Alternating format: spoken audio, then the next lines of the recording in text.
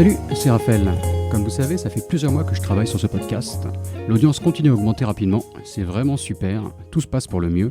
Mais en fait, réaliser ce type de podcast, c'est aussi beaucoup de travail. Je fais 2 épisodes par semaine, c'est quasiment un boulot à plein temps. Il faut trouver les invités, il faut préparer les épisodes, les enregistrer, les mettre en ligne, gérer les réseaux sociaux, ça je fais comme je peux, faire une newsletter, créer un nouveau site web, chercher des annonceurs, et j'en passe, plein de choses à faire.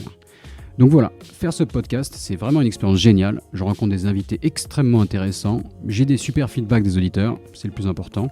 Mais à la fois, pour continuer à être à fond sur ce projet et atteindre l'objectif que je me suis fixé de 100 épisodes, j'ai besoin que ça s'autofinance. C'est pour ça que j'ai créé une page Patreon. Et si vous aimez le podcast, si vous aimez Sésame Asie, vous pouvez apporter une petite contribution. L'adresse, c'est patreon.com/Sésame-Asie. Patreon, ça s'appelle Patreon, patreon.com/Sésame Asie. Je vais rajouter l'adresse dans chaque description d'épisode pour que ce soit facile à trouver. Le niveau le plus bas, ça équivaut à me payer un café une fois par mois. Donc ça reste abordable pour des heures et des heures de contenu. Voilà, je compte sur vous. Merci.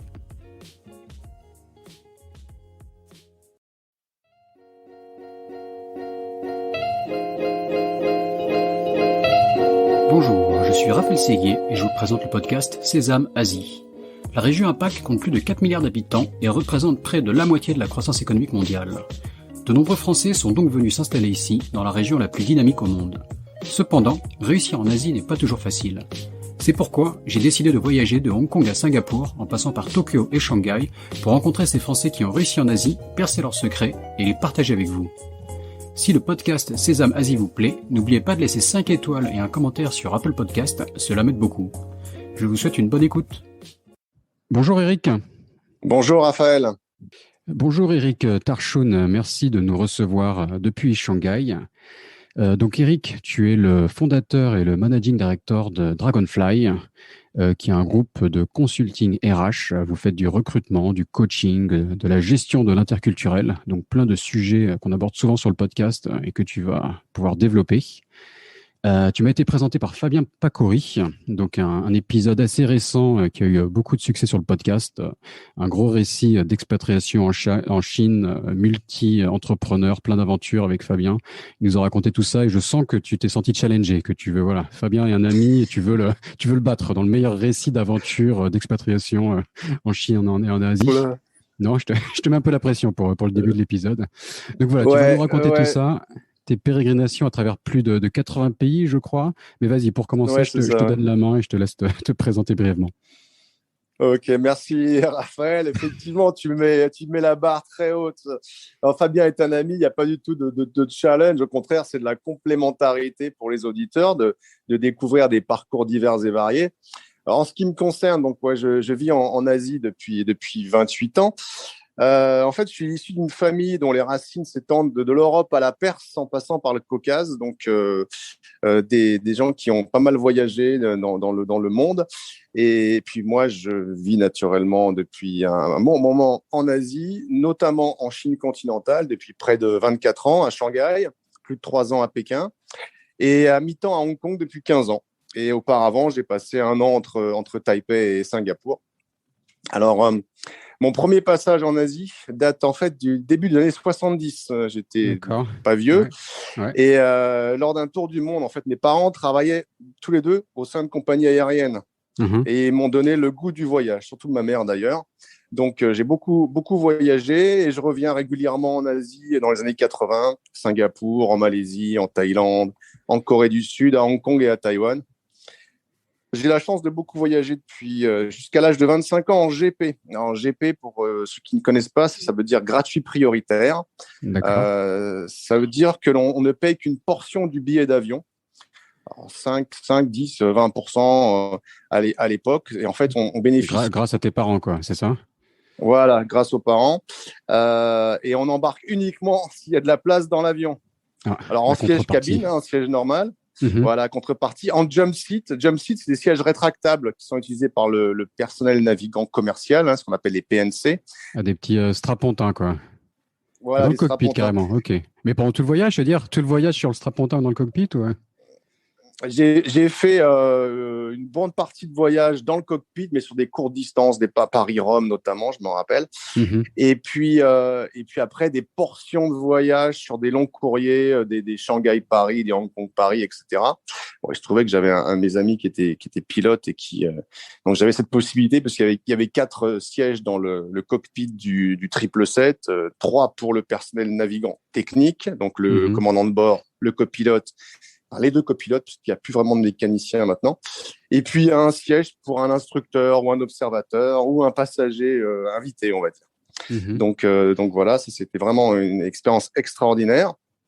Et donc ça, le fait de pouvoir voyager comme ça très tôt, parce que j'ai pris l'avion la première fois, je devais avoir 4 mois, c'est en fait la matrice de mon intérêt et de mon parcours professionnel en Asie. Mhm. Parce que dès l'enfance, en fait, j'ai été confronté, entre guillemets, à l'altérité culturelle. J'ai eu conscience très tôt que je rencontrais des personnes différentes et j'ai commencé à m'intéresser naturellement aux autres cultures assez tôt, vers l'âge de 13 ans, en lisant pas mal de bouquins historiques et des romans d'aventure. Mhm. Donc, j'ai eu la chance aussi rapidement de voyager seul. Alors, soit comme les enfants en UM, donc tu as dû voir ça dans l'avion, il Ah, y a j'ai même testé. J'ai des été enfants UM qui... dans mon enfance, hein. C'est des souvenirs, ça d'être UM. Voilà. Mais explique-nous, Donc, qu'est-ce que c'est UM? Parce que tout le monde ne doit pas savoir. alors, UM, c'est quand ce sont des enfants qui voyagent seuls et donc qui sont escortés, entre guillemets, par le personnel navigant commercial. Donc, les hôtels, c'est des stewards. Ils ont une pochette avec leur nom, aux couleurs de la compagnie, la pochette, qui permet de les identifier. Et donc, on s'occupe d'eux. En général, on les regroupe quand il y en a plusieurs pour qu'ils puissent socialiser, quoi. C'est plutôt sympa comme expérience. Alors, sauf parfois pour les voisins qui les trouvent un peu bruyants parce que ce sont des enfants, quoi. Mhm. Mais bon, c'était des bons souvenirs. Et puis après j'ai eu la chance de voyager seul. Mon premier grand voyage, j'avais 13 ans en fait. Et c'est un voyage qui est vraiment, vraiment long. C'est un Paris-Nouméa. Donc, Nouméa, c'est la capitale de la Nouvelle-Calédonie, Mhm. à 20 000 kilomètres de la France métropolitaine. Donc, j'ai eu la chance de faire ce long voyage de plus de 30 heures d'avion avec de multiples escales sur une compagnie qui n'existe plus, qui s'appelait UTA. Et, D'accord. et ce vol, en fait, un de mes copains pilotes m'a dit après qu'on le surnommait le laitier parce qu'il s'arrête partout. Si tu veux, de Paris, on a volé sur Rome, après sur Athènes, sur Bahreïn, sur Bangkok, sur Singapour, sur Jakarta, sur Sydney et enfin Ah, Nouméa. quand tu dis des multiples escales, c'est pour de vrai, quoi. Tu t'es arrêté, on ne sait combien de fois sur la Je me route, suis quoi. arrêté D'accord. dans toutes ces villes. Ouais. Comme À donc, l'idée, c'est 30 comme un camion laitier qui fait ses livraisons, quoi. Exactement. Et en D'accord. fait, à chaque escale, tu t'arrêtes 1 heure et demie, 2 heures. Et donc, moi, je me baladais dans les aéroports et puis voilà, j'entendais toutes ces langues différentes, les odeurs, les couleurs, les différentes cultures. C'était vraiment génial, quoi. Mhm. Et donc après, j'arrive à Nouméa et en fait, ma tante et mon oncle ont un hôtel là-bas, donc je vais travailler à l'hôtel. J'ai 13 ans, à porter des bagages. Et je découvre que dans la coutume locale, on ne donne pas de pourboire. Donc je me portais des bagages de clients australiens, néo-zélandais, etc. Et moi, j'étais pas hyper costaud à l'époque, et je peux te dire que c'était pas évident parce que tu te sens un peu frustré. Puis après, j'ai travaillé un peu dans le département jardinage, et puis au bout d'un moment, ils m'ont dit bon, écoute, t'es quand même en vacances, va faire de la planche à voile ou de la plongée. Donc la deuxième partie du séjour était beaucoup plus relax, quoi. Mhm. Et, D'accord. euh, et j'ai eu une super chance, c'est que j'ai pu aller séjourner dans une tribu à Wallis, découvrir les cultures mélanésiennes. Donc, j'ai embarqué en fait à l'époque dans l'avion du ministre des Dom-Tom qui faisait sa tournée. Et donc, on a réussi à m'avoir un siège et je suis parti avec un des amis de ma famille à Wallis. Et donc, j'ai séjourné dans une tribu. C'était vraiment génial, adolescent, de se retrouver tout seul au bout du monde chez des locaux, quoi. Et donc apprendre un peu de leur culture parce que j'étais le seul non local, si tu veux, dans cette tribu pendant quelques jours. Ah, Donc, 13 ans, c'est ça, extraordinaire de vivre des choses comme ça, quoi. Moi, j'ai eu la chance de faire des beaux voyages à 13 ans, mais quand même avec mes parents, quoi. Donc, tout seul, c'est encore autre chose, ouais. Ouais, tu te sens rapidement autonome. Et en fait, après, bon, j'ai continué à voyager beaucoup parce que, bon, naturellement, j'étais intéressé par ces aventures, la découverte d'autres cultures et aussi quelques, naturellement, désagréments parce que tu voyages en GP, en fait, tu ne voyages que s'il y a de la place dans l'avion. Et m'est arrivé plusieurs fois de me faire appeler par l'hôtesse ou le steward parce qu'il y avait un passager payant qui arrivait, il restait plus qu'un siège et je me suis fait sortir de l'avion. J'ai même eu l'occasion de grimper dans les soutes de 747, McDonnell Douglas, etc., avec un magasinier pour aller récupérer mon bagage dans la soute et ensuite trouver un siège dans l'aéroport pour y passer quelques heures. Ah oui, aller récupérer quand tu te faisais jeter de l'avion, quoi. Aller dans la soute récupérer le Ouais, bagage, c'est quoi. ça. Mais Comme c'est la dans un bus, quoi. contrepartie. Tu payes 5 à 10% du billet. Donc, Ouais. voilà, tu voyages que s'il y a de la place. Donc, s'il n'y a pas de place, Mhm. on te demande de partir. Tu décides où tu vas quand même, ou tu peux même aller à l'aéroport et dire je prends le premier vol Non, disponible. non, j'avais un parcours, mais parfois on changeait parce il y avait des destinations qui étaient soit sous forme d'embargo, il y avait plus de place. Donc, par exemple, une fois, au lieu d'aller à Los Angeles, je suis allé à San Francisco, tu vois. Donc, j'ai dû faire changer le billet en envoyant un telex à mon père ou à ma mère pour qu'ils arrangent, parce que moi, j'avais juste un périple sur papier, quoi. Mais après, Mhm. ça peut se faire. Alors, parfois, il faut payer un supplément. J'ai même dû acheter des billets parce que là, j'étais bloqué plusieurs fois où là, il y avait vraiment pas de vol pendant une semaine de place, je veux dire, sur les vols. Donc, ouais, c'est une expérience. Tu dois, bon, après, quand tu es dégagé d'un avion, tu dois donc soit trouver un siège dans un aéroport. Parfois, il y en a qui ferment pas la nuit, enfin, à l'époque, ou souvent trouver un motel pas cher et attendre le prochain avion le lendemain, le surlendemain, voire quelques jours après, en espérant que tu auras une place, quoi. Mhm. Donc, c'est le prix à payer pour voyager à travers le monde en avion à peu de frais. Et naturellement, tu as une tension interne dû à l'attente, c'est avant un embarquement potentiel. Et après, bah, le stress de trouver un hébergement, parce que forcément, enfin, moi, à cette époque-là, j'avais moins de 18 ans et j'avais pas beaucoup d'argent. Tu vois, il fallait que je me débrouille, quoi. Mais bon, d'un autre côté, tu te retrouves bloqué aussi. Je suis resté bloqué à Tahiti, en Californie, à Singapour, à Buenos Aires, dans les années 70-90. Et tu rencontres des gens super sympas. Enfin, moi, j'ai eu cette chance-là. Mhm. Et d'ailleurs, j'ai un super souvenir inattendu. En fait, j'ai été bloqué 2 jours en Alaska. Lors de mon premier voyage pour aller à Taïwan. Donc, j'ai été bloqué sans accès à mon bagage et mon appareil photo que j'avais laissé à l'intérieur du bagage. Erreur que j'ai jamais répétée d'ailleurs. Mhm. J'avais 19 ans là et j'avais commencé à apprendre le chinois depuis quelques mois parce que, bah, écoute, quand j'ai eu le bac, je m'interrogeais sur la suite. Je voulais pas faire de prépa commerciale ou autre. Vraiment, je m'intéressais à l'ailleurs. Je voulais trouver quelque chose qui me connecte avec surtout l'Asie. Et à l'époque, dans les années 80, personne ne parlait de la Chine. Tu vois, Ah ouais, ce que je me en disais, ouais, Asie, c'était précurseur, là. Mm. La Chine était même encore presque fermée, non? La Chine, à l'époque, on allait presque plus à Taïwan ouais, faire du chinois qu'en Chine, non? exactement. C'est ce que j'ai fait par le pur hasard. Mais ouais, la Chine était beaucoup plus fermée que par la suite. Et en fait, en Asie, on parlait surtout du Japon, quoi. C'était le pays qui suscitait l'intérêt des milieux économiques. Et moi, j'étais complètement étranger à ça, quoi. J'hésitais à apprendre le japonais ou le chinois. Et puis, en fait, j'ai opté pour le chinois parce que je préférais le côté plus latin des Chinois que j'avais rencontrés dans mes voyages que le côté plus prussien des Japonais, si on peut s'exprimer ainsi, quoi. Mhm. Donc voilà, je pars à Taipei, donc je devais passer par Anchorage, donc il y avait 9 heures de vol entre Paris et Anchorage, et ensuite 9 heures de vol entre Anchorage et Séoul, et après, je sais plus, 2 heures de vol entre Séoul et Taipei. Et je devais changer d'avion à Séoul. Et en fait, donc cette liaison, là, Paris-Séoul via Anchorage sur la Korean Airlines, c'est un vol qui est resté célèbre parce qu'en 83, il y a un des avions qui a dévié de ses trajectoires et qui a fini dans l'océan, abattu par un MiG soviétique. D'accord, Donc ok. j'ai pris cette ligne-là. Wow. Et donc on arrive à Anchorage. Et là, donc forcément, en transit, tu as plus 1 heure et demie, 2 heures. Donc je me balade et je vois. Alors ils avaient en fait euh, taxidermisé des ours locaux. Donc tu tombes, il y a des ours qui font plus de 2 mètres, qui sont donc debout Tu vois un peu une représentation même minime de la nature locale et tu te dis j'ai pas intérêt à être paumé dans la campagne ou dans la nature locale parce que c'est vraiment dangereux quoi. Les ours, ouais, on peut aller regarder des vidéos d'attaques d'ours sur YouTube. Ça fait Ouais, peur comme bête. ça, C'est le Japon qui m'a traumatisé, moi. Il y a pas mal d'attaques d'ours au Japon, vers Hokkaido. Et pour avoir fait un peu de camping là-bas, j'ai eu le temps de psychoter un peu sur les ours et d'étudier le sujet. ouais.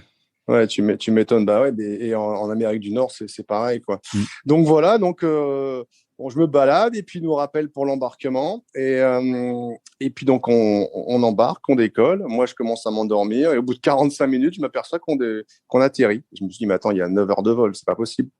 Et en fait, il y a 2 des 4 réacteurs de l'avion qui sont en panne. Donc on se pose et Il annonce ça, t'es dans l'avion, ils te disent les réacteurs sont en panne ou bah, ils disent ils bah disent... quoi? Ils disent qu'il y a un problème de moteur et que voilà, on va réatterrir. Ouais. Et donc, il leur faudra 2 jours pour avoir envoyé un avion de Séoul en remplacement. Et à l'époque, c'était en 87. Nous, les Français, on avait besoin d'un visa pour aller aux États-Unis. Donc, on attend. Une partie des passagers qui avaient un visa ou qui étaient américains, bon, ils partent d'abord à l'hôtel. Et puis les autres, dont je faisais partie, on attend 2-3 heures qu'ils nous filent un visa. Et après, on part à l'hôtel. Donc, c'est en septembre, et en Corée, en septembre, il fait 5 degrés la journée. Ouais. Et moi, j'arrive, je suis vêtu d'un t-shirt et d'une veste en jean, parce que ma destination, c'était Taïwan, où il faisait bien plus chaud, quoi. Donc, je me dis, attends, dès que j'arrive à l'hôtel, je laisse mes affaires. J'avais pas grand-chose, parce que la valise était bloquée en soude, donc j'avais pas de change, quoi. Donc, je me précipite dans la boutique la plus proche de l'hôtel. J'achète une grosse chemise de trappeur américaine, tu sais, des chemises à carreaux assez épaisses, un jean et puis du linge de rechange pour passer les 2 jours. Et là, donc, je suis changé à l'hôtel et je me dis, ben voilà, j'ai 2 jours, je vais découvrir la ville, quoi. Donc, je sors à pied dans la ville d'Anchorage et là, je me balade. Et je vois un drugstore, donc je vais faire 2-3 courses, j'achète je sais plus quoi, des chewing-gums, des clopes, etc. Parce que je fumais encore à l'époque. Et en sortant, je vois un Américain grand, une cinquantaine d'années, barbu, cheveux mi-longs, tu vois, et vraiment impressionnant. Il devait faire plus d'1m90. Il était avec des Inuits, des Esquimaux, en train ils discutaient. Et puis je les voyais aussi picoler du whisky dans des sacs en craft, tu sais, parce qu'ils n'ont pas le droit de montrer les bouteilles là-bas. Ah ouais, comme dans les Et films. ouais, donc bon, j'entame la discussion avec lui, avec eux. Et alors, il m'offre du whisky. Donc, je bois. Hein, c'était l'après-midi, début d'après-midi, je crois. Et après, il me dit, écoute, on va à la pêche au saumon. Est-ce que tu veux venir avec nous? Alors, je dis, de toute façon, j'ai rien à faire de spécial, donc j'accepte. Sur la route de Donc, Taïwan, une petite pêche au saumon, quoi. Je regarde sur la carte, voilà. donc tu parles aussi en Corée. C'est vrai que Ouais. c'est un peu mieux de nulle part, Ah quoi. non, mais c'est complètement inattendu, si tu veux. Donc, on va à la pêche et en rentrant, donc, l'Alaskan là me dit, écoute, viens, je vais te présenter mon épouse et puis tu vas dîner avec nous parce que tu es tout seul. Et eux, en fait, ils m'expliquent après, ils n'avaient pas d'enfants. Donc, ils m'invitent à dîner chez eux. Ils me disent, écoute, si tu veux, on t'adopte pendant 2 jours. Donc, en fait, j'ai passé 2 jours chez eux. Je suis jamais allé à l'hôtel. Et Ouais. ils m'ont filé des vêtements. C'est un souvenir extraordinaire. Le seul problème, c'est que j'ai jamais pu l'immortaliser parce que j'avais laissé mon appareil photo dans ma valise, quoi. Enfin, ça, c'était vraiment idiot. Ouais. Donc, voilà. Donc, c'était. Et donc, après les étapes à Anchorage et à Séoul, j'arrive à Taipei. Et là, je découvre que je vais vivre en banlieue à Shingen, dont tu connais peut-être, dans une famille Le taïwanaise. terminus de la ligne verte qui ne devait pas exister à Ouais. l'époque. Ah non, c'était en 87, il y avait que le Il n'y avait bus. pas de métro encore, ok. Non, le bus et le taxi. Et donc, en fait, j'avais rencontré, parce que j'étais allé à Singapour avec mes parents. Ma mère travaillait à Singapore Airlines à l'époque. Et on avait rencontré 2 infirmières taïwanaises dans l'avion. Moi, j'avais commencé à apprendre le chinois depuis quelques mois.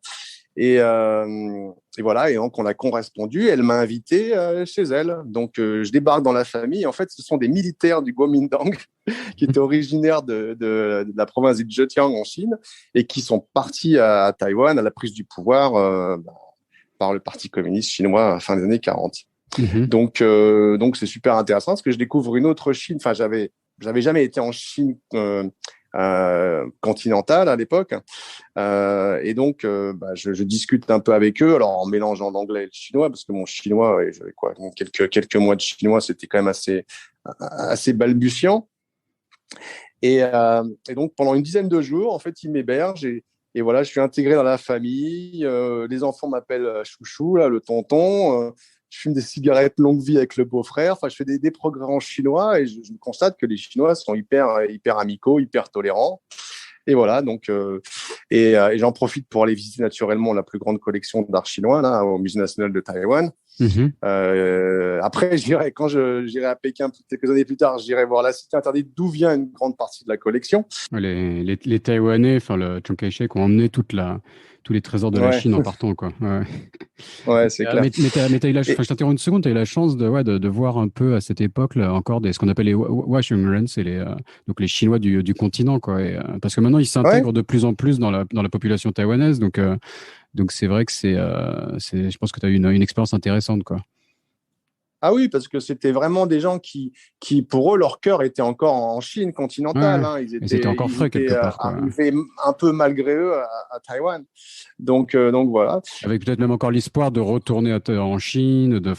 À l'époque, Ouais, bien sûr. il y avait l'idée que Taïwan reprenne la Chine quelque part. Enfin, en tout cas, le gouvernement nationaliste. Ouais, mais moi, ce qui m'avait marqué aussi chez eux, c'est qu'il y avait une grande carte de la Chine, mais qui incluait aussi la Mongolie extérieure, pardon. Donc, les 9 traits là, donc sur les îles du Sud, là, les Nansha et Shisha. Donc, ouais, très très intéressant. Et puis donc, Yilong, donc l'infirmière et sa copine, parce que bon, elle était un peu plus âgée que moi, Yilong, et sa copine, parce que pour des raisons de bienséance. Les deux, en fait, elles sont toujours les deux ensemble. Elles m'emmènent dans le sud de Taïwan, à Luda. Il y avait une chaperonne, quoi. Voilà. Donc, et bon, ça se passe très bien. Et moi, je les invite en France, où elles viendront un an plus tard. Donc, Ludao, c'est une des petites îles autour de Taïwan, quoi. J'ai jamais eu la chance de les visiter. Au sud. Je crois que c'est assez exceptionnel. Ouais. Et apparemment, c'était un bagne avant. Il y avait une prison là-bas. Donc, bon. Ouais. Donc, on va passer, je sais plus, 2 jours là-bas. Enfin, j'ai passé une dizaine de jours à Taïwan. Donc, c'était vraiment sympa. Et je m'y sens bien, en fait. Donc, je me dis, c'est la première fois que je pars tout seul si longtemps en Asie. Et je me dis, bon, il faut que je revienne, quoi. Et en fait, je vais effectuer 4 séjours entre 87 et 90. Pendant tout, je vais rester un peu plus de 6 mois à Taïwan. D'abord dans cette famille, et puis à Shingen, et ensuite, j'ai habité dans le centre-ville quand même. Et puis, progressivement, m'intéresser au business. Parce que, bon, j'ai commencé les études de chinois au Langzhou. Et après, je vais démarrer une formation en commerce international à l'école supérieure de gestion. Parce que, en fait, c'est un pur hasard. Je suis invité par un copain de terminale à une soirée à l'ESG et je retrouve un vieux pote d'Aix-en-Provence, là où j'ai passé une grande partie de ma jeunesse. Et je me suis dit, bon, l'école de commerce, c'est pas mal. Il y a des soirées sympas. Moi, j'avais pas du tout l'intérêt pour les études de business à l'époque, mais je me dis, avec que le chinois, je vais pas aller loin par faire un guide touristique ou chercheur. Donc voilà. Et progressivement, je rencontre des Français qui sont à Taïwan, qui sont un peu plus âgés que moi et dont certains font ce qu'on appelle à l'époque un VSNE, donc un volontariat au service national en entreprise. C'est donc l'ancêtre du VIE, quoi. Des coopérants, voilà, des coopérants, parce que l'armée est encore obligatoire en France. Je raconterai après ce qui s'est passé en me concernant. Et donc, j'en revois aussi à Singapour, parce que je fais un stage à Singapour l'automne 90 pendant 4 mois. Et je partage un appartement avec des coopérants, justement. Donc, oui, c'est vraiment une expérience hyper intéressante. Donc, je décide de trouver un poste de coopérant en entreprise, qui pour moi est un tremplin pour un poste en Asie, ou la région où là, j'ai vraiment décidé de vivre. Je veux absolument vivre en Asie. Je te pose une question, une seconde. Tu as pris des notes dans ta vie de tout ce que tu as fait? Parce que comment, avec le recul, tu te souviens de tous ces allers-retours dans tous les sens là? J'ai une bonne mémoire, en fait. Et puis, ouais, de temps en temps, j'écris des bribes de souvenirs, de choses qui me marquent.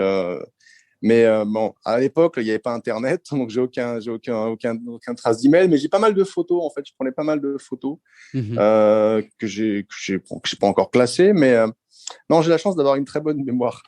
D'accord, Et ok. voilà. Donc Singapour, on Et en était là, un stage à Singapour. ouais, Singapour. Et donc, À une époque où, enfin non, c'était pas un stage, c'était donc cette sorte de VIE, c'est ça? non, ça c'était un stage parce qu'en fait, j'ai vécu avec des VIE, enfin des coopérants à l'époque, mais moi j'étais en stage pour une durée déterminée de 4 mois. Mhm. Et donc en rentrant en France, je me dis, il faut absolument que je trouve une copée. Et alors, j'arrive à obtenir un report d'incorporation parce qu'en fait, je reçois une convocation pour un service militaire d'1 an dans l'armée de terre en Allemagne. Alors, je peux te dire que ça ne m'intéresse pas du tout. J'ai rien contre l'armée, j'aurais bien fait un mois de manœuvre, etc. Mais alors 1 an, non. Et donc, dans la convocation, ils disent, si vous pouvez contester cette décision et donc faire un procès au ministère de la Défense. Et en Un fait, c'est ce procès que je vais carrément. faire. Ok, d'accord. Ouais, ouais. C'est ce que je vais faire. Je prépare un dossier. Je vais aller plaider 2 fois ma cause au tribunal de grande instance de Versailles. Et finalement, je veux dire, c'était très stressant parce que j'avais reçu mon lot d'affectation. Enfin, tu vois, et en plus, j'étais pris en master. Donc, bon, si j'avais pas gagné, ça aurait été compliqué. Et finalement, ils vont rendre un verdict en ma faveur. Donc, ouf. C'était quoi ta L'Europe. raison, à part j'ai pas envie de le faire, quoi, Bah, plutôt? non, non, non, je l'avais dit que je crois qu'ils avaient envoyé le document un peu tard. Et en plus, j'étais pris en master, si tu veux, au Conservatoire national des arts et métiers. J'étais pris dans un master pilote de jour sur la gestion des ressources humaines internationales et des projets. Donc, c'était super intéressant. En plus, j'étais en contrat de qualification, donc j'ai été payé 3 000 francs à l'époque et j'avais pas du tout à payer la formation qui était l'équivalent de 40 000 francs à l'époque. Donc, si tu veux, c'était une super aubaine, quoi. Et donc, j'ai écrit carrément et je suis allé plaider 2 fois sans avocat devant la cour, donc habillé, comme tu peux le voir, en robe, etc. Enfin, c'était un peu impressionnant, Impressionnant, mais quoi, pour... Ok, marrant. j'avais vraiment la niaque, si tu veux. Je voulais absolument arriver à avoir ce report et finalement, je l'ai. Donc, et là, nouvelle épreuve. Je commence à vraiment me renseigner sur la coopération et je vois qu'il y a 3 000 postes par an et qu'il y a plus de 20 000 candidats. Alors, je me dis, Mhm. voilà, c'est chaud. Moi, j'ai un profil atypique parce que, bon, j'ai diplôme des langues eaux, école supérieure de gestion, je suis en master, mais j'ai pas fait de grande école à la française, j'ai pas de réseau d'anciens. Enfin, tu vois, j'entre pas du tout dans les grilles des départements RH, mais Mhm. sans le savoir au départ. En fait, je le découvre rapidement. D'abord, comme dans la chanson de Charlie Couture, j'écris des lettres et des lettres et des lettres. Et à l'époque, c'est des lettres manuscrites, si tu veux. Et j'en envoie je sais pas, une bonne centaine. J'ai pas beaucoup de réponses. Je me dis à un moment, ouais, j'ai un patronyme d'origine extra-européenne. Peut-être que ça joue en ma défaveur. Enfin, je sais pas, je doute un peu parce que j'ai que des réponses négatives, voire pas de réponse du tout. Et Mhm. puis, finalement, un jour, je commence à avoir des réponses. On me convoque à des entretiens. Donc, j'ai 24 ans, je veux aller en Chine, etc. Et il y a un premier grand groupe qui s'intéresse à moi, c'est Michelin. Ils me disent qu'ils recherchent des profils un peu atypiques. Enfin, les gens étaient vraiment super sympas, super professionnels. J'ai hésité à aller bosser chez eux, mais ils me proposent un poste de contrôleur de gestion et à Bangkok en Thaïlande. Et moi, je voulais vraiment aller en Chine et surtout à Pékin. En fait, quand j'étais en stage à Singapour, j'ai eu la chance, non, un peu, je suis reparti à Singapour en 93 pour faire une recherche de plusieurs semaines sur les RH locales. C'était dans le cadre de mon master, en fait. Mhm. Et là, en fait, ma mère qui bossait chez Singapore Airlines à l'époque m'avait préparé des billets GP justement pour Pékin, pour Hong Kong, parce que je voulais y aller. Et, et donc, je pars à Pékin en février 93. Je quitte Singapour le matin, il fait 35 degrés. J'arrive à Pékin 7 heures et quelques plus tard, il fait moins 15. J'ai un gros choc thermique, le plus gros que j'ai jamais fait d'ailleurs. Euh, et, euh, et voilà, je flash complètement sur la ville, sur Pékin. C'était Mhm. une ville en plein chantier à l'époque, février 93. Ils construisaient le troisième périphérique. Il y en a 6 aujourd'hui, hein, tu vois ça. Et puis je visite la cité interdite, le temple du ciel, enfin la grande muraille, etc. Et moi, ce qui m'amuse, c'est mon premier contact physique avec les Pékinois et le pékinois guttural, parce que c'est la langue que j'ai appris en fait Ma première prof de chinois au Langzhou était une pékinoise. Mhm. Et pareil, les répétitrices dans les labos de langue chinoise, c'était l'accent du Nord, quoi. Et Mhm. qui est très guttural. Donc, je me dis, ouais, il y a un truc, je sens qu'il va se passer quelque chose, Est-ce que tu as que je vais y gardé, revenir. donc, est-ce que tu rajoutes des A à chaque fin de mot en chinois? Ouais, quand je suis Moi, pas. j'ai dû gommer ça à Taïwan. À Taïwan, ça passe pas très bien, l'accent Moi, pékinois, donc c'était j'ai l'inverse, si gommé. tu veux. Moi, j'avais l'accent taïwanais en arrivant à Pékin Ouais. et mes gommers, mes collègues pékinois m'ont dit, attends, l'accent taïwanais, c'est très efféminé. Nous, on est viril, on est gens du Nord. Donc, progressivement, j'ai commencé à mettre des partout. Pour s'y Et adapter, quoi. après, et là, j'étais à Pékin la semaine dernière et ça revient. Alors qu'à Shanghai, je parle pas du tout avec un semblant d'accent pékinois, quoi. Mhm. Donc voilà, donc je reviens en fait 9 mois plus tard. Je reviens à Pékin. En fait, j'ai rencontré une copine chinoise cantonaise qui elle avait étudié à l'université à Pékin, Alors attends, faut, que faut je qu'on arrive à rencontre en suivre, hein, parce France. que c'est tellement foisonnant. Tu as parlé de Michelin, hop, on se retrouve à Pékin. Tu avais un plan, ou est-ce que, Ouais. qu'est-ce que, vas-y, redis-nous. Bah attends, justement. Ok. Donc Parce que, donc parce que si tu me perds, je pense que tu perds j'avais. aussi quelques auditeurs. Donc vas-y, raccroche-nous au wagon, là. Ouais, j'imagine. Donc en fait, la parenthèse importante pour moi, c'est que j'ai rencontré une cantonaise à Paris Mhm. qui est devenue ma copine et avec laquelle je vais me marier pour retourner à Pékin, parce que je vais trouver une copée à Pékin, je vais l'expliquer après. Et donc, on débarque ensemble mariés en novembre 93, dans un froid glacial, mais un ciel bleu, enfin bon, bref. Et pourquoi on. Donc une cantonaise pour s'installer à Pékin. C'est un peu comme si tu rencontrais une Voilà. Marseillaise pour t'installer à Lille, quoi. Ouais, un peu ça, mais si tu veux, bon, bah, on était ensemble déjà depuis 1 an et demi, Mhm. à l'époque, un étranger ne pouvait pas vivre en union libre avec une Chinoise à Pékin. C'était vraiment très strict. Il y avait beaucoup de contrôle. Enfin, il y avait beaucoup de contrôle. De toute façon, moi, j'ai pas mal À de. vivre, enfin, je veux dire, à l'hôtel ou même chez toi, je veux dire. Ah, bah, alors, surtout à l'hôtel et chez toi, bah, il y avait beaucoup de contrôle en fait. Tu allais dans D'accord. des hôtels où tu avais une préposée à chaque étage qui te demandait de signer ou de montrer la clé de ta chambre. Enfin, Ah c'était ouais. un peu particulier, quoi. Mhm. Et d'ailleurs, nous, on se fait refouler, mon épouse et moi, d'hôtels lors de nos voyages en province parce qu'on n'a pas fait traduire le certificat de mariage en chinois. Il faut se remettre dans le contexte. On est en 93, hein, donc la Mhm. Chine est beaucoup plus dure et fermée qu'aujourd'hui Ah bah, clairement, ouais. par certains aspects. Mhm. Et donc, à Pékin, moi, je vais travailler pour le compte d'une PME française de la région lyonnaise qui finalement m'a proposé un poste de coopérant et qui m'envoie pour aller auditer discrètement leur agent allemand. C'était un Allemand, un Moller, qui est monté de boîte qui s'appelle Sopromo et qui naturellement ne va pas m'accueillir les bras ouverts. Donc les premiers mois, je dois travailler essentiellement depuis chez moi. Mais par hasard, je retrouve à Pékin un vieux copain qui était en cinquième près d'Aix-en-Provence avec moi, qui est aussi coopérant et que j'avais Mhm. perdu de vue depuis des années. Donc ça, c'était vraiment une expérience extraordinaire. Et d'ailleurs, on continue à se voir parce que maintenant, il est venu travailler plus tard à Shanghai également. Et je fais connaissance de plein de coopérants, forcément. Et là, je m'aperçois qu'il n'y en a quasiment pas qui parlent le chinois et que le processus de sélection mis en place par les grands groupes français à l'époque, consiste à fidéliser des diplômés triés sur le volet, donc des gens de grandes écoles, en laissant complètement à côté la connaissance du fait culturel et linguistique. Et ça, c'est Bah, c'est un qu'il n'y en point avait pas, même que. à l'époque, non? Je pense que qui parlait chinois à Si, l'époque, si, quand même? si, il y en avait, mais après, il n'y en avait pas beaucoup. Mais je Parce que pense que le s'ils voulaient à la processus fois de sélection, les c'était meilleurs plutôt. diplômés plus le chinois, ça faisait beaucoup de critères, j'imagine, hein. Ah oui, non, ça c'est Mm. clair. Donc, ils Ouais. Ils préféraient auraient pu privilégier les varier, justement. meilleurs Ils auraient pu faire diplômes. moins de HEC et plus de sinophones, quoi. Ça va faire un mix. Ben, c'est ce qui s'est fait progressivement plus tard. Et donc, moi, j'étais un peu naïvement choqué, mais je me dis, bon, bah, voilà, c'est comme ça. Mais tu vois, je découvre, et comme en plus, j'ai étudié les ressources humaines en master, tu vois, j'ai déjà cette fibre que je vais développer progressivement.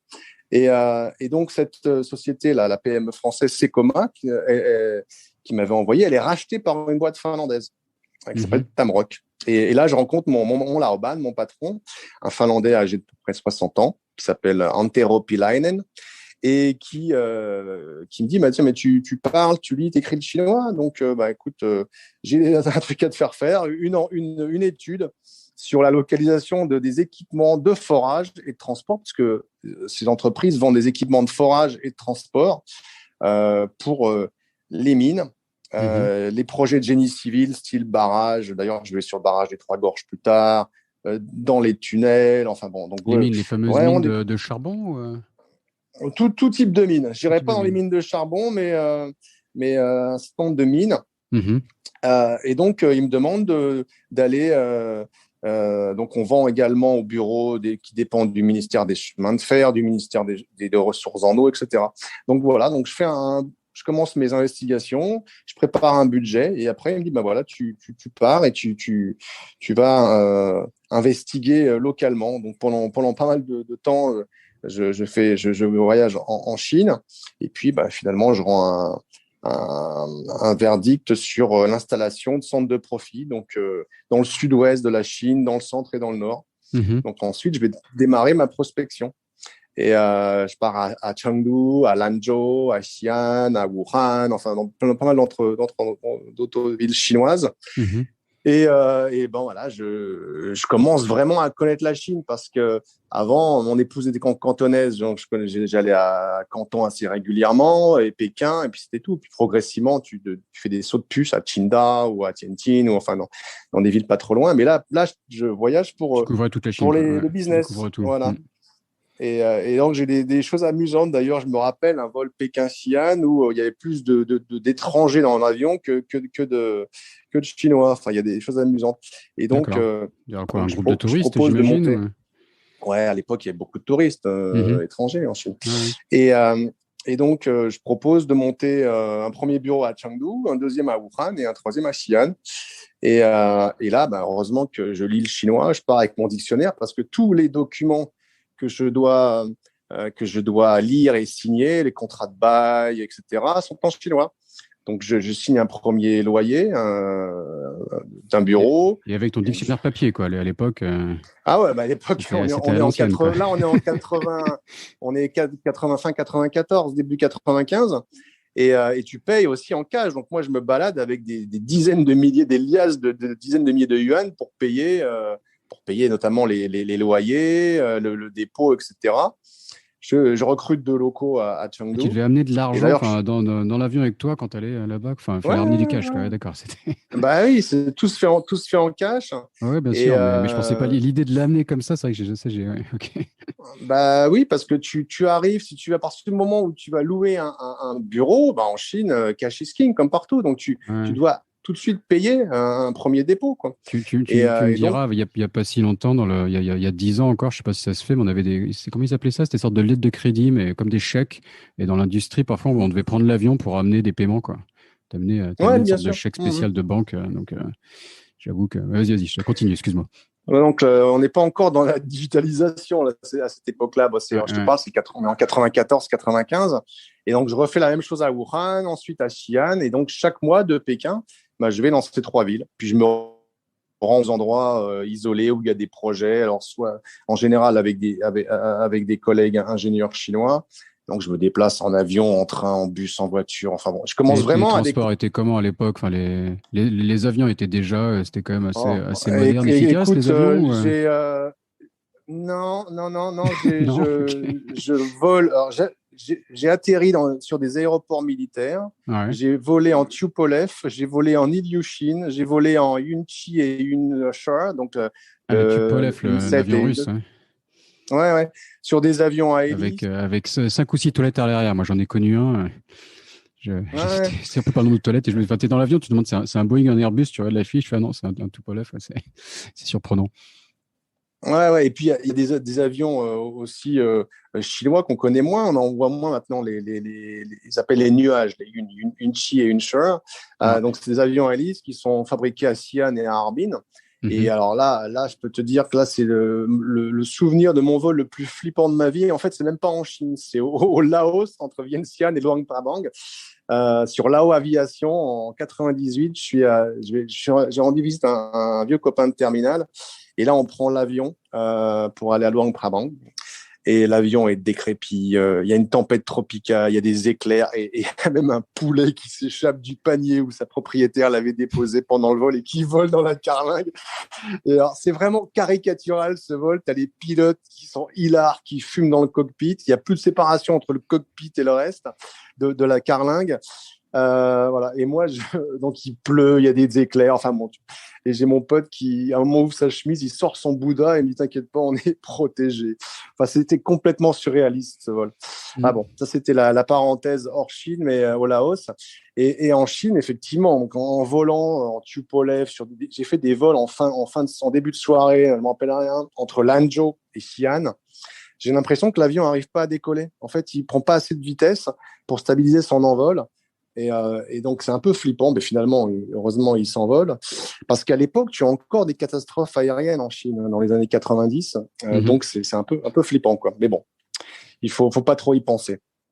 Et en parallèle, donc, après les airs, je visite les profondeurs. Parce que comme je travaille en entreprise qui vend des équipements pour les mines notamment, j'ai mon baptême de mineur. Mon baptême de mineur de fond, il aura lieu en janvier 95 dans une mine de fer à Meishan, près de Nankin, où je m'habille, je descends avec une équipe, là, avec le casque, une lampe frontale, une vareuse, des bottes, etc. Dans un ascenseur dont les parois suintent l'eau. Enfin, c'est assez particulier comme impression. J'ai vraiment l'impression de vivre un germinal moderne. Donc, on arrive à 200 mètres sous terre et ensuite, on prend ce que j'appellerais le train fantôme, une espèce de train dans le noir le plus total, à un boucan. Et on arrive au fond de la mine, à 300 mètres sous terre. Et là, il fait plus de 20 degrés, alors qu'il fait -5 dehors. Hein. Donc on fait une tournée d'inspection des équipements qu'on voit. Donc des gros tracteurs en train de charger du minerai de fer, enfin des machines, des marteaux hydrauliques qui perforent la roche, etc. pour casser le minerai en fait et l'évacuer. Enfin voilà. Donc ça c'est ma première descente. Ça devait être impressionnant quoi. Ça m'appelle un souvenir j'avais visité la construction du métro de Pékin juste avant les JO. J'avais un copain justement qui était VIE et il se retrouvait à conduire un tunnelier quand même en plein Pékin. Il nous faisait visiter ça le week-end. Enfin, c'était totalement aucune condition de sécurité ou rien. On est dans les tunnels en plein milieu de Pékin, visiter ça. Il nous montrait la machine qui conduisait. Il n'était pas qualifié, mais le pilote était parti, donc il fallait quelqu'un le conduise. Enfin, le VIE peut faire le taf. Donc bon, même juste pour un témoignage que même, je sais pas, on est 10-15 ans après ce que tu racontes, mais la Chine restait assez sauvage encore. Ouais, il y a une notion de gestion de risque qui est différente de l'Occident, en fait. Donc, c'est une manière polie de le dire. Ouais. Donc, non, mais ça se passe très bien. Donc, on remonte à l'air libre et le soir, on va célébrer mon baptême de bleu. Donc, il y a un grand dîner, des grandes tables rondes là, du management qui nous invite. Il y a mon patron finlandais et puis, je crois, 1 ou 2 collègues chinois et moi. Et naturellement, tout le monde sait que c'était la première fois que je descends dans la mine. Donc, je ne raconte pas la surprise. Je ne sais plus combien de ganbei ils m'ont fait faire. Bon, les verres étaient petits, mais il y en a peut-être une trentaine, quoi. Et donc, je termine vraiment bien ivre. J'arrive quand même à rentrer à l'hôtel avec l'équipe et là j'ai des relents de Baitio, enfin c'est de torboyau pendant 48 heures dans la bouche. J'essaie de dentifrice, les chewing-gums, le Coca-Cola, rien n'y fait. Puis finalement, le Baitio est connu pour ses relents quoi. Ouais, vraiment le transpire quand on dégage une odeur étrange. Ouais, effectivement. Et le lendemain, je te dis, je suis pas frais, mais enfin bon, voilà. Donc c'était le baptême de bleu, quoi. D'accord. Donc ça, c'était pas mal. Et puis bon, après, au bout de plus de 3 ans, donc moi, je suis pas ingénieur. La boîte est rachetée par des Suédois, une plus grosse boîte, Sandvik. Et moi, je vois que mon avenir est vraiment réduit au sein de ce secteur et je veux aller à Shanghai, en fait. Parce qu'en fait, avec mon épouse, on part à Shanghai le 1er mai 94. Et pour moi, Shanghai, ça me fait l'effet de la Belle au bois dormant. Je vois cette ville qui a été somptueuse. Comme j'ai étudié l'histoire chinoise, en plus, j'ai connu un peu par les livres et quelques films la splendeur de Shanghai. Et là, j'arrive de Pékin. Pékin, c'est super rock'n'roll à l'époque. C'est un mélange de Londres et de Marseille, je dirais. C'est super edgy, ça bouge et tout. Et Shanghai, ça me fait l'effet d'une. Shanghai était plus calme que Pékin, quoi, à l'époque. Beaucoup plus. En 94, oui. Ça a changé vers 96, je pense. Mais en 94, Shanghai, c'est vraiment pour moi, c'est la Belle au bois dormant. Donc, voilà l'image que j'en retiendrai. Et donc, je vais absolument y aller. Et mon épouse est enceinte. On décide de faire un petit break en France pendant quelques mois. Ça, le fiston, on est en début 97.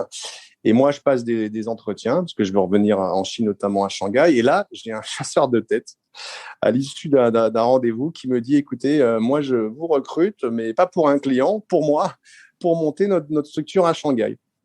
Et moi, ça m'intéresse pas, je refuse. Et en fait, je pense que le type, il est franchement un pro parce que c'est une activité que je vais développer quelques années plus tard.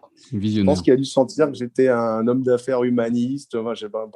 Donc voilà. Et finalement, après quelques semaines de négociations, je signe un contrat de consultant avec Arc International. À l'époque, ça s'appelle la verrerie cristallerie d'Arc. Donc, c'est le numéro 1 mondial de la verrerie de table, avec les marques comme Arc Opal, Arc Rock, Cristal Dark, etc.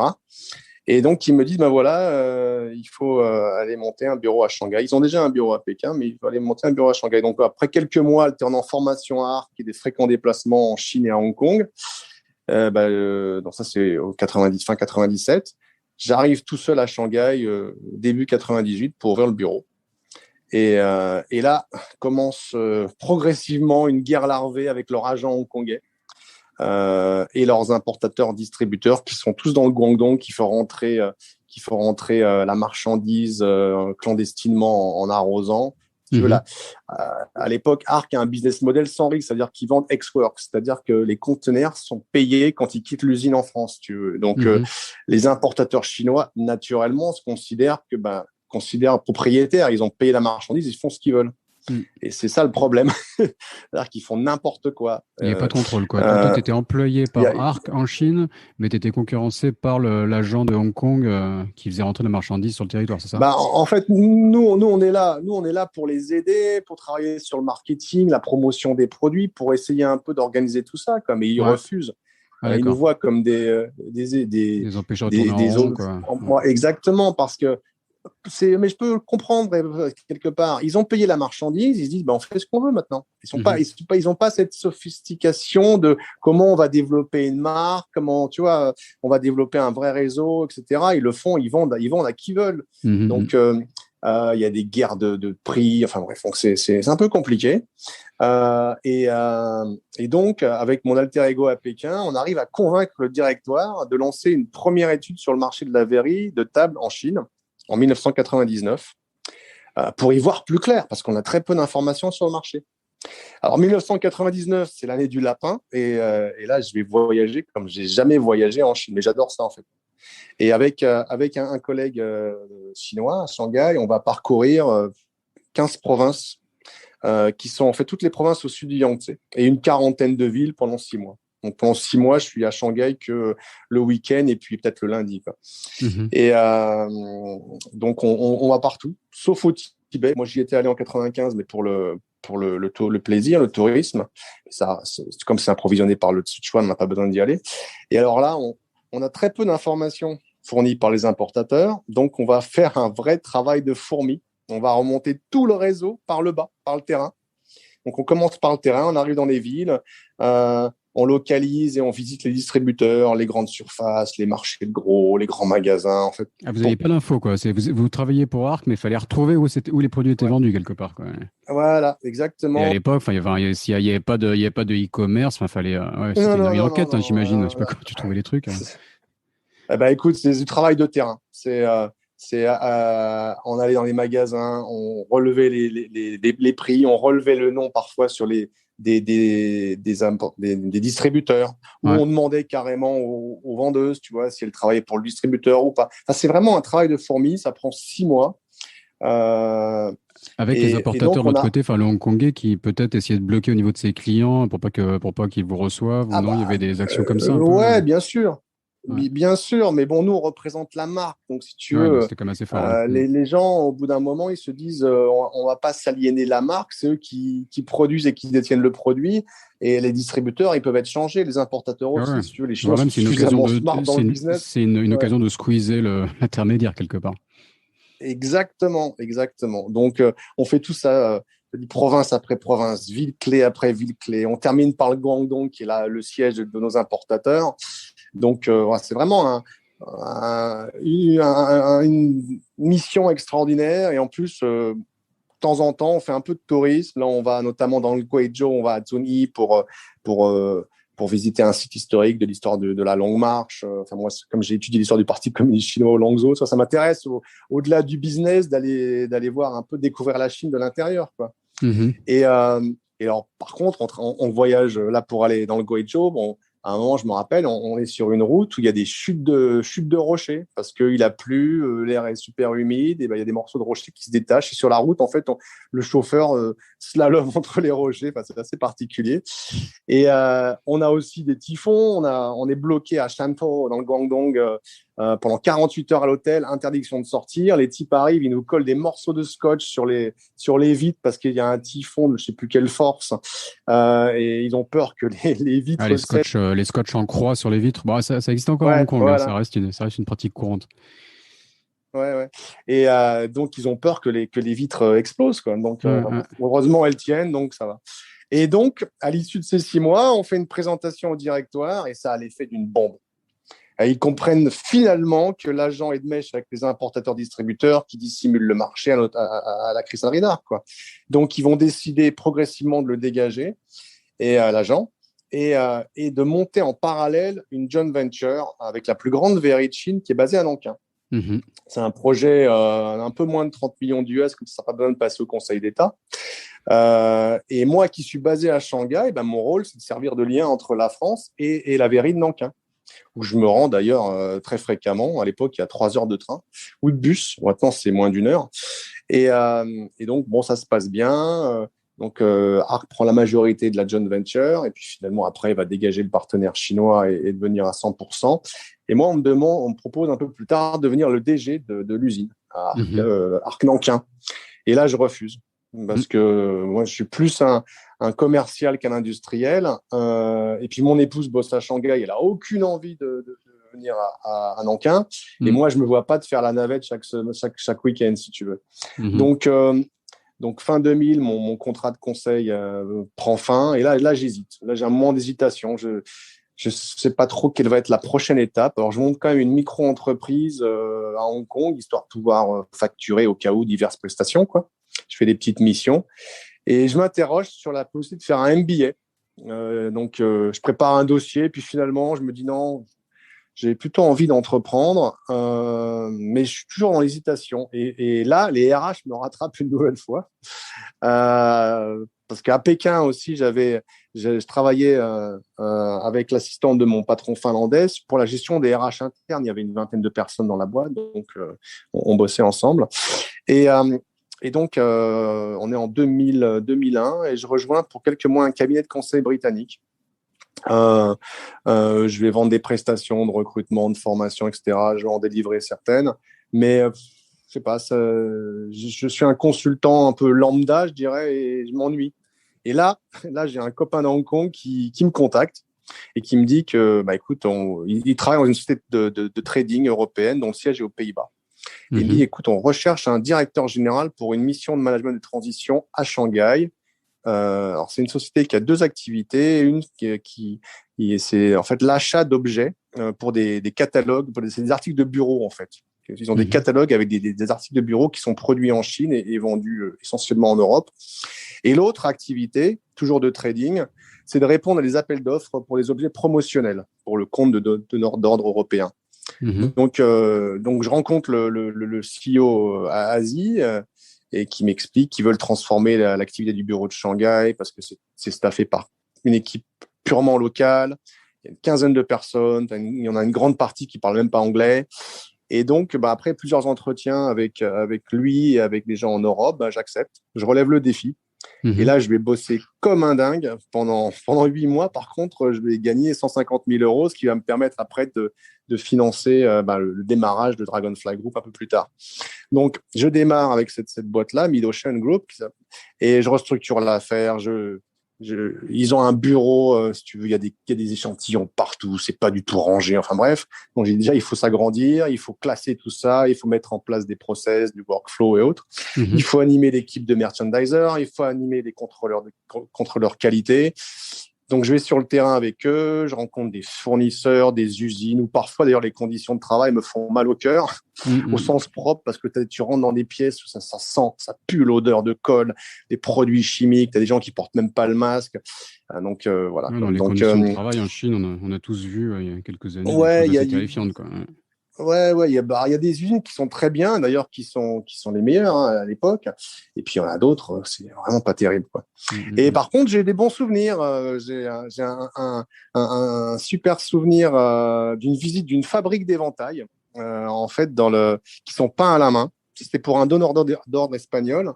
Et la fabrique est installée près d'une forêt de bambous sur les bords du Yangtze, au sud du Yangtze, à quelques heures de voiture de Yueyang, donc c'est dans le Hunan. Donc, on arrive en fin de matinée et le DG nous invite à déjeuner. Et là, il demande à ma collègue chinoise si le Laowai, c'est-à-dire moi, osera manger son ragoût de chien, dans lequel baignent des cubes de sang de chien. Il y a le ragoût de chien et des cubes de sang de chien. Et il fait un froid de canard, franchement, dans cet endroit. C'est au sud du Yangtze, c'est l'hiver, il fait super froid, super humide. Et je sais que cette viande va nous réchauffer, quoi. Donc, je lui réponds, bah ouais, j'ai déjà mangé du chien, donc je sais que de toute façon, qu'il n'y a pas de solution. Ah, t'étais Sinon, pas je vais le premier mettre. coup d'essai, quoi, d'accord. Ouais, bah, je suis marié avec une cantonaise, si tu veux, donc les cantonais ils mangent un peu tout ce qui, tout ce qui vole, tout ce qui va dans l'eau, etc. Alors, moi, je mange pas de tout, mais j'ai goûté à pas mal de trucs, divers et variés. Et, et là, je me dis, bon, si je refuse, je vais le mettre dans l'embarras, tu vois. Il va devoir trouver un truc à donner à manger au Hawaï. Bah, tu vois, bah, il va perdre la face parce que, bon, c'est l'hospitalité qui est très forte en Chine. Donc, je me suis dit, bon, allez, je vais lui donner de la face, même si je suis pas Allons-y. un fan de la viande de chien. Et alors, c'était bon? Allons-y. Mais j'avais déjà goûté, ouais, bah, ça a réchauffé. C'est très, très goûtu, hein, c'est très fort. Et j'en avais déjà mangé une première fois à Pékin, où j'étais, là, il m'est arrivé aussi une expérience. Je me suis retrouvé en chemise en dehors du restaurant par moins 15 degrés, à aller au Gongtse, donc les toilettes publiques, sur les conseils de mon beau-frère cantonais qui était là et qui m'a dit, mais tu vas voir, c'est tellement fort le chien que tu n'as pas besoin de mettre ta parka. Et parce qu'on était dans une gargote cantonaise où on dînait justement d'un ragoût de cette viande-là. Et il n'y avait pas de latrine et en plus on avait pas mal bu de bière. Donc effectivement, voilà, c'est Ah bon, viande. ça marche parce que moins 15, enfin, des moins 20 à Pékin, je me souviens que tu fais pas le malin, quoi. Quand tu attends un taxi, tu te dis que ta vie est en Ouais. danger si ça tarde trop. Donc, sans manteau. Bah là, j'étais en chemise. Bah, je suis pas resté longtemps, hein. Je suis juste allé aux toilettes à côté, puis je suis rentré, hein. Mais voilà, quoi. Donc, et tout ça me fait dire que ouais, les écarts culturels entre les Chinois et les Français, bon, naturellement, ils sont vivaces. Il faut savoir à la fois recourir aux éléments qui nous rapprochent plutôt qu'à ceux qui nous séparent, quoi. Donc, et c'est moi ce que j'ai sortir de sa zone de confort, c'est fréquent ici, donc très fréquent.